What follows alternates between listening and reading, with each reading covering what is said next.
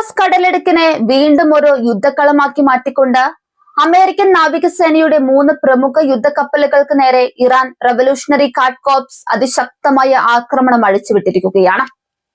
Ballistic മിസൈലുകളും cruise മിസൈലുകളും ചാവേർ ഡ്രോണുകളും ഒരേ സമയം പ്രയോഗിച്ചുകൊണ്ടുള്ള ഈ പ്രത്യാക്രമണം സമീപകാലത്തെ ഏറ്റവും വലിയ സൈനിക നീക്കമായാണ് വിലയിരുത്തപ്പെടുന്നത്. ജാസ്കിന് സമീപം ഇറാനിയൻ ഓയിൽ ടാങ്കറിന് നേരെ വാഷിംഗ്ടൺ ആക്രമണം നടത്തിയെന്നും നിലവിലുണ്ടായിരുന്ന വെടിനിർത്തൽ കരാർ ലംഘിച്ചുവെന്നും ആരോപിച്ചാണ് ഇറാൻ ഈ തിരിച്ചടി നൽകിയത്. അന്താരാഷ്ട്ര വിപണിയിലേക്കുള്ള എണ്ണക്കടത്തിന്റെ സിരയായ ഹോർമസ് കടലിടുക്കിലൂടെ സഞ്ചരിക്കുകയായിരുന്ന USS Truxtun, USS Rafael Peralta, USS Mason എന്നീ 3 ഡിസ്ട്രോയറുകളെ ലക്ഷ്യമിട്ടായിരുന്നു ഇറാന്റെ നീക്കം.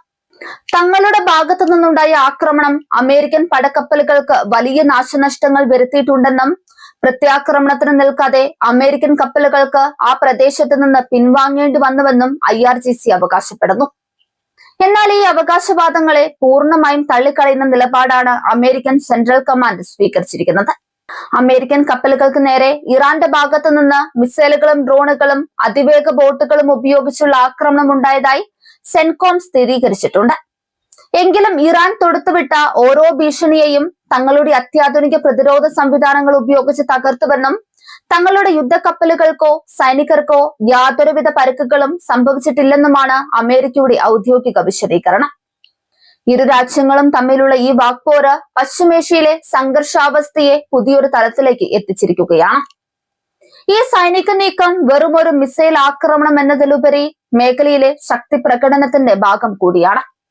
തങ്ങളുടെ അതിർത്തികൾക്കും താല്പര്യങ്ങൾക്കും നേരെ ഉണ്ടാകുന്ന ഏത് വെല്ലുവിളിയെയും നേരിടാൻ സജ്ജമാണെന്ന് തെളിയിക്കാനാണ് ഇറാൻ ശ്രമിക്കുന്നത്. പ്രത്യേകിച്ചും ഒരു എണ്ണക്കപ്പലിന് നേരെയുണ്ടായ ആക്രമണം സാമ്പത്തികവും തന്ത്രപരവുമായ പ്രകോപനമായാണ് ടെഹ്റാൻ കാണുന്നത്. വെടിനിർത്തൽ കരാറുകൾ നിലനിൽക്കെ തന്നെ ഇത്തരം സംഭവങ്ങൾ ഉണ്ടാകുന്നത് മേഖലയിലെ സമാധാന ശ്രമങ്ങൾക്ക് വലിയ തിരിച്ചടിയാണ്. ഹോർമസ് കടലെടുക്ക് പോലുള്ള തന്ത്രപ്രധാനമായ ഒരു മേഖലയിൽ ഉണ്ടാകുന്ന ഇത്തരം ഏറ്റുമുട്ടലുകൾ ആഗോള എണ്ണവിലയെയും ലോക സമ്പദ് വ്യവസ്ഥയെയും നേരിട്ട് ബാധിക്കുന്നവയാണ്. ലോകത്തെ മൊത്തം എണ്ണ വിതരണത്തിന്റെ വലിയൊരു ഭാഗം കടന്നു പോകുന്ന ഈ വഴിയിൽ സംഘർഷം മുറുക്കുന്നത് വലിയ ആശങ്കയ്ക്ക് കാരണമാക്കുന്നുണ്ട്. ഇറാൻ തങ്ങളുടെ ആഴ്സണലിലെ ഏറ്റവും മാരകമായ ആയുധങ്ങൾ പുറത്തെടുത്തു എന്നത് അമേരിക്കയെ സംബന്ധിച്ചിടത്തോളം വലിയൊരു സുരക്ഷാ വെല്ലുവിളിയാണ് ഉയർത്തുന്നത്. അമേരിക്കൻ ഡിസ്ട്രോയറുകൾ ഈ മേഖലയിൽ തുടരുന്നത് തങ്ങളുടെ പരമാധികാരത്തിന് ഭീഷണിയാണെന്നാണ് ഇറാന്റെ വാദം. അതുകൊണ്ട് തന്നെ തിരിച്ചടിക്കാനുള്ള തങ്ങളുടെ അവകാശത്തെ അവർ ഉയർത്തിക്കാട്ടുന്നു. മറുവശത്ത് അന്താരാഷ്ട്ര കപ്പൽ ഗതാഗതത്തിന്റെ സുരക്ഷ ഉറപ്പാക്കാനാണ് തങ്ങൾ അവിടെ നിലയുറപ്പിച്ചിരിക്കുന്നതെന്ന് അമേരിക്കയും വ്യക്തമാക്കുന്നുണ്ട്. ഈ 2 നിലപാടുകളും തമ്മിലുള്ള സംഘർഷമാണ് ഇപ്പോൾ മിസൈൽ മഴയായി കടലിടുക്കിൽ പെയ്തിറങ്ങുന്നത്. ഇറാൻ ഉപയോഗിച്ച ചാവേർ ഡ്രോണുകളും ആന്റി ഷിപ്പ് മിസൈലുകളും ആധുനിക യുദ്ധതന്ത്രങ്ങളിൽ വലിയ മാറ്റങ്ങൾ വരുത്തിയിട്ടുള്ളവയാണ്. കുറഞ്ഞ ചിലവിൽ വലിയ നാശനഷ്ടങ്ങൾ വരുത്താൻ ശേഷിയുള്ള ഇത്തരം ആയുധങ്ങൾ അമേരിക്കൻ പ്രതിരോധ സംവിധാനങ്ങളെ പരീക്ഷിക്കുന്നവയാണ്. സെന്റകോമിന്റെ അവകാശവാദം ശരിയാണെങ്കിൽ അമേരിക്കയുടെ ഡിഫൻസ് ഷീൽഡ് എത്രത്തോളം കാര്യക്ഷമമാണെന്ന് ഇത് തെളിയിക്കുന്നു. എങ്കിലും ഇറാന്റെ ഭാഗത്തു നിന്നുണ്ടാകുന്ന തുടർച്ചയായ പ്രകോപനങ്ങൾ അമേരിക്കൻ സൈന്യത്തെ സമ്മർദ്ദത്തിലാക്കുന്നുണ്ട്. സംഭവത്തിന് പിന്നാലെ ബന്ദർ അബ്ബാസ് മേഖലയിലും ജാസ്ക് തീരത്തും ഇറാൻ സൈനിക നിരീക്ഷണം ശക്തമാക്കി.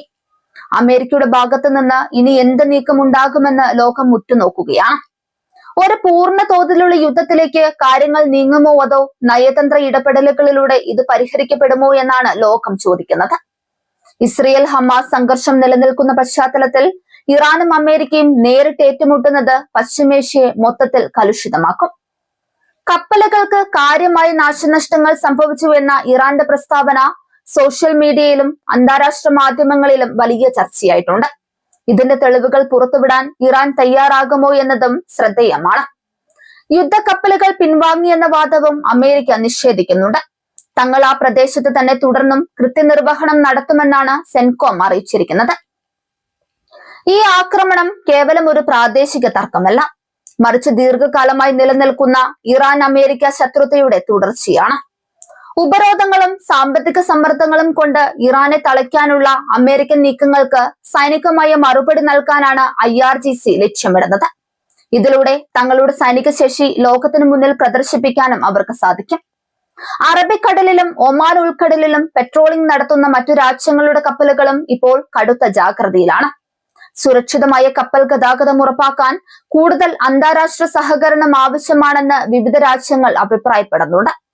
എന്നാൽ ഇറാൻ ഇത് തങ്ങളുടെ ആഭ്യന്തര സുരക്ഷാ പ്രശ്നമായാണ് കാണുന്നത്.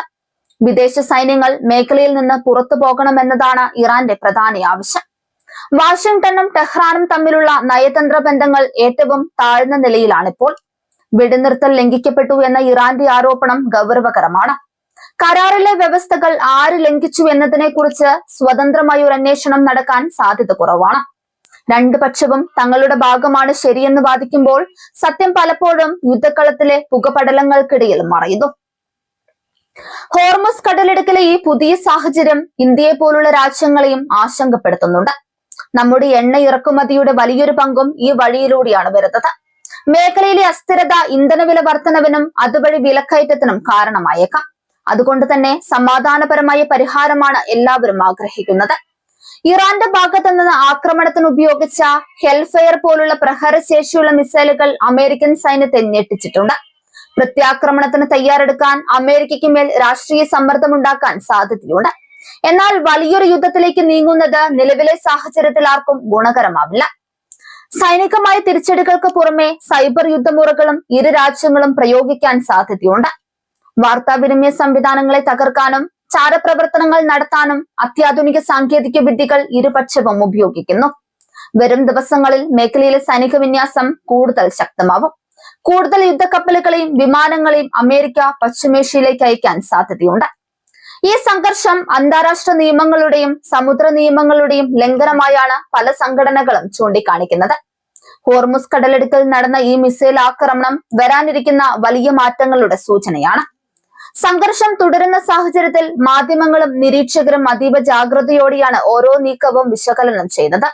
ഓരോ മിസൈൽ വിക്ഷേപണവും ഓരോ ഡ്രോൺ ആക്രമണവും ചരിത്രത്തിന്റെ ഗതി മാറ്റാൻ ശേഷിയുള്ളവയാണ്. വരും മണിക്കൂറുകൾ പശ്ചിമേഷ്യയുടെ ഭാവി നിർണ്ണയിക്കുന്നതിൽ നിർണായകമാകും.